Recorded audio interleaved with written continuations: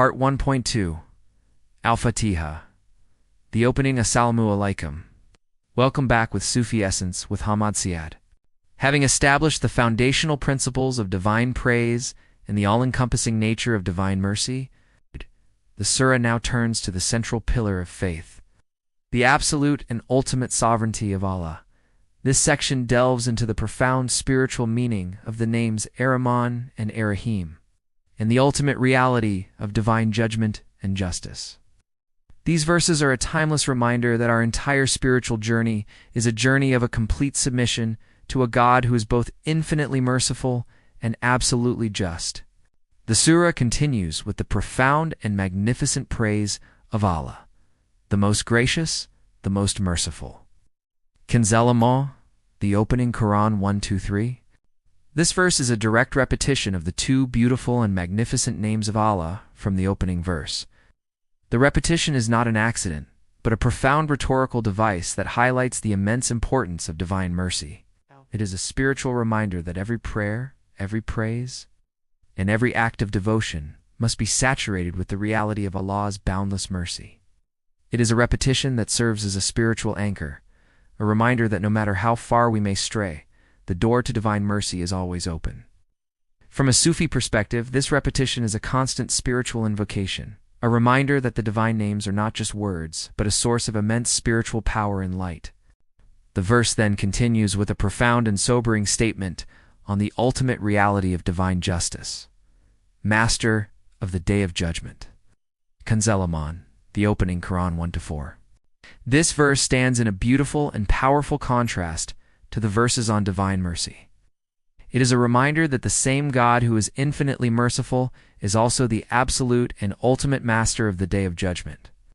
The name Malik, Master, is a profound and powerful statement of absolute ownership and control. On that day, all worldly powers, all human systems of justice, and all false hopes will be rendered utterly meaningless. The only reality will be the absolute and ultimate mastery of Allah.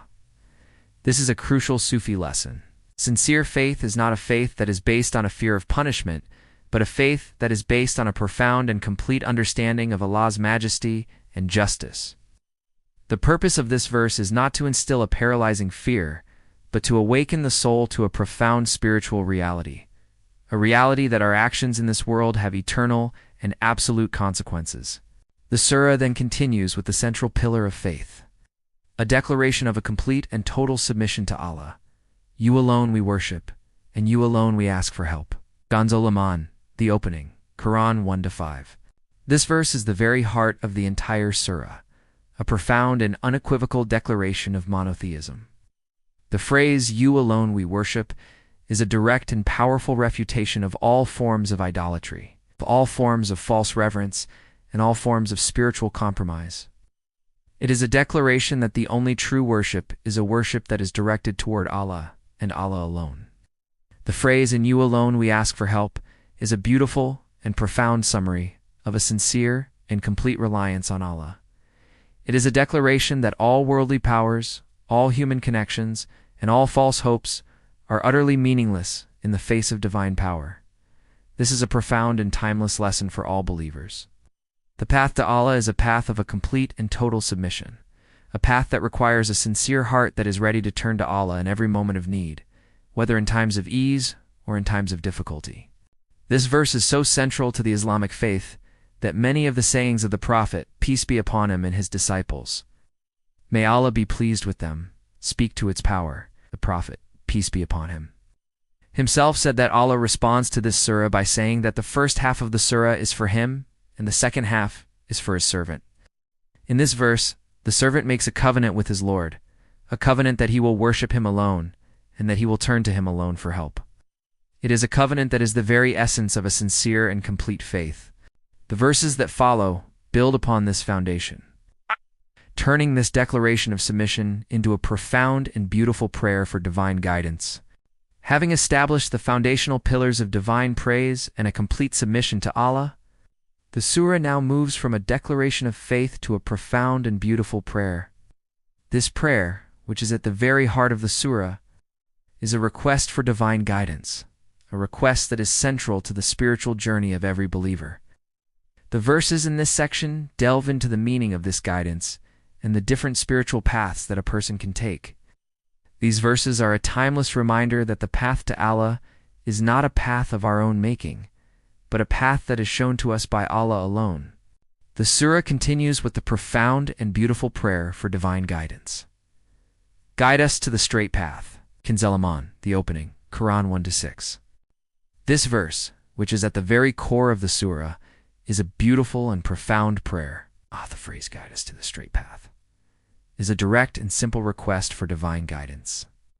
The straight path is a profound and beautiful metaphor for the path to Allah, a path that is free from all spiritual deviations, all worldly distractions, and all forms of spiritual compromise. From a Sufi perspective, this path is not just a path of intellectual knowledge, but a path of a complete spiritual and emotional transformation. It is a path that requires a sincere heart, a complete submission to Allah, and a constant and sincere plea for divine guidance. This is a timeless lesson for all believers. The path to Allah is not a path that we can find on our own, but a path that must be shown to us by Allah alone. The surah continues by providing a profound and beautiful definition of this straight path, the path of those upon whom you have bestowed favor, not of those who have earned wrath, nor of those who are astray. Kanzelaman, the opening, Quran 1-7. This verse is a beautiful and profound definition of the straight path.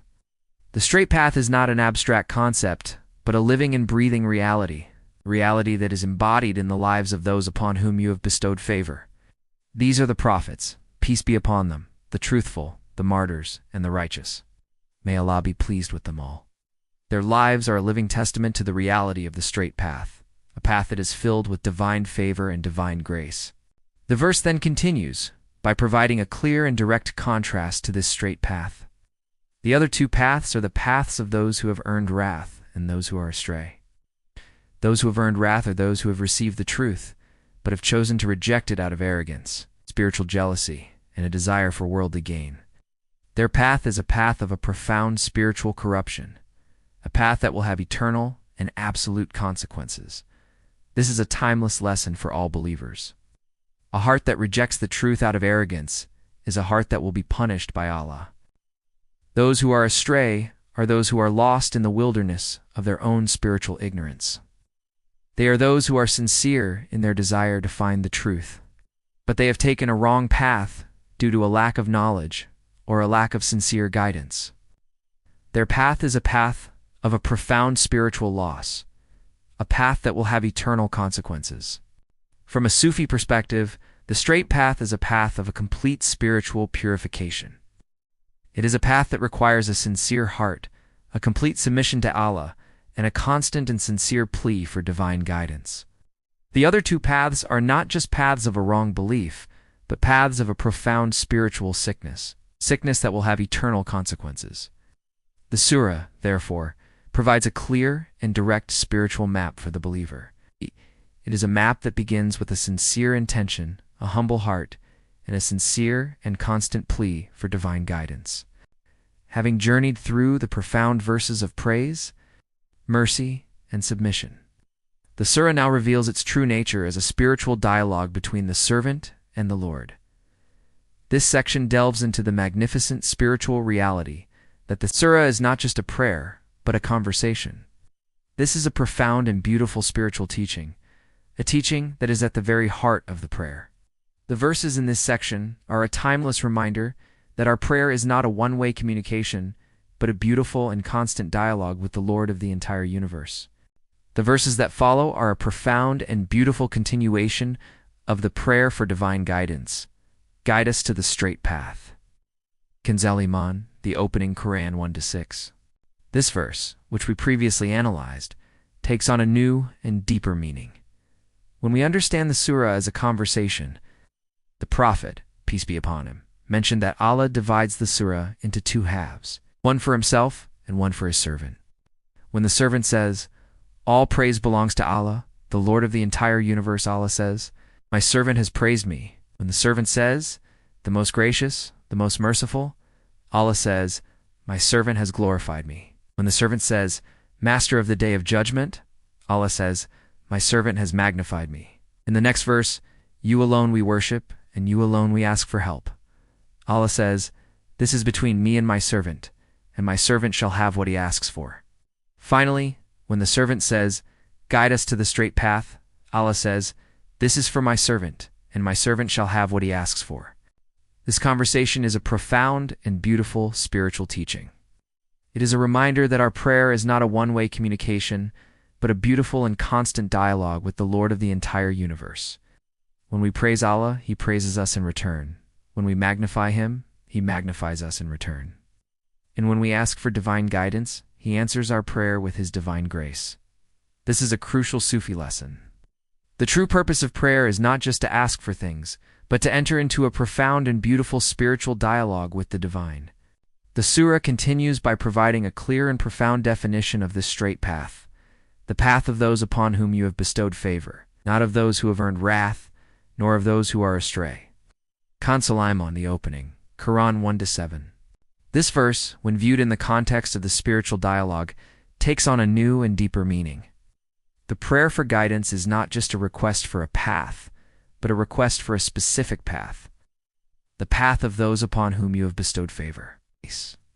These are the prophets, peace be upon him, the truthful, the martyrs, and the righteous. May Allah be pleased with them all. The prayer for this path is a prayer for a life that is a living testament to divine favor, a life that is filled with spiritual light, spiritual peace, and spiritual guidance. The contrast with the other two paths, those who have earned wrath and those who are astray, is also a profound and beautiful spiritual teaching. These are not just paths of a wrong belief, but paths of a profound spiritual sickness. This is a timeless lesson for all believers. The path to Allah is not a path of our own making, but a path that is shown to us by Allah alone, a path that is filled with divine favor and divine grace. This is why this surah is at the very heart of the prayer. It is a surah that is a complete spiritual map, a map that begins with a sincere intention, a humble heart, and a sincere and constant plea for divine guidance. The prayer is a profound spiritual dialogue between the servant and the Lord, a dialogue that is at the very heart of a sincere and complete faith. The profound beauty and spiritual depth of the surah are the reason for its multiple names. It is a surah that is a complete spiritual map for the believer, a map that begins with a sincere intention and a humble heart and ends with a sincere and constant plea for divine guidance. The surah is a beautiful and magnificent summary of the entire purpose of a sincere faith. Having explored the profound spiritual dialogue that makes up the surah, we now conclude our tafsir of the opening by tying together its central themes and its unique and foundational role in the faith. This final section will summarize the surah's spiritual and mystical depth, emphasizing its status as the very essence of the prayer and the entire divine revelation. The verses, when taken as a whole, are not just a collection of beautiful words, but a complete and living spiritual map for the believer. The surah concludes with a profound spiritual map for the believer, the path of those upon whom you have bestowed favor, not of those who have earned wrath, nor of those who are astray. Shtamon, the opening Quran 1-7. This verse is the very culmination of the surah's spiritual journey. It is a profound and direct answer to the prayer for divine guidance. It provides a clear and unambiguous spiritual map for the believer, a map that is based on three spiritual paths. The first path is the path of those who have received divine favor. This is the path of a complete and sincere submission to Allah, a path that is filled with spiritual light, spiritual peace, and divine guidance. The lives of the prophets, peace be upon them, and the righteous, may Allah be pleased with them all, are a living testament to the reality of this path. Their lives are a reminder that the path to Allah is not a path of a theoretical belief, but a path of a sincere and constant submission. The other two paths are a profound and sober warning. The path of those who have earned wrath is the path of a spiritual arrogance, a spiritual jealousy, and a spiritual betrayal. They are those who have received the truth but have chosen to reject it out of a desire for worldly gain and a profound spiritual sickness. The path of those who are astray is the path of a spiritual ignorance, a spiritual negligence, and a spiritual loss. They are those who are sincere in their desire to find the truth, but they have taken a wrong path due to a lack of knowledge or a lack of sincere guidance. From a Sufi perspective, this verse is a profound and beautiful spiritual teaching. It is a reminder that our spiritual journey is a journey of a complete spiritual purification, a journey that requires a sincere heart, a complete submission to Allah, and a constant and sincere plea for divine guidance. The surah, therefore, provides a clear and direct spiritual map for the believer. It is a map that begins with a sincere intention, a humble heart, and a sincere and constant plea for divine guidance. The profound beauty and spiritual depth of the surah are the reason for its unique and foundational role in the divine revelation. The surah is not just a collection of beautiful words, but a complete spiritual map. A map that is a summary of the entire Quran. It begins with the praise of Allah, moves to the declaration of a complete submission, and concludes with a profound prayer for divine guidance. It is a surah that, despite its brevity, contains the entirety of the Quran's essence. This is why the Prophet, peace be upon him, mentioned that the prayer is not valid for the one who does not recite it. The surah is a beautiful and magnificent summary of the entire purpose of a sincere faith, a faith that is based on a complete and total submission to the Lord of the entire universe. Closing remarks. With this final section, we conclude our in-depth tafsir of Surah Al-Fatiha. We have journeyed through the timeless spiritual dialogue between the servant and the Lord, exploring the profound lessons hidden within its verses. The message, as always, is a call to the heart, a call to purify our intentions, to submit to the divine will completely, and to live a life of sincerity and good deeds. May Allah accept our efforts and guide us all on the straight path.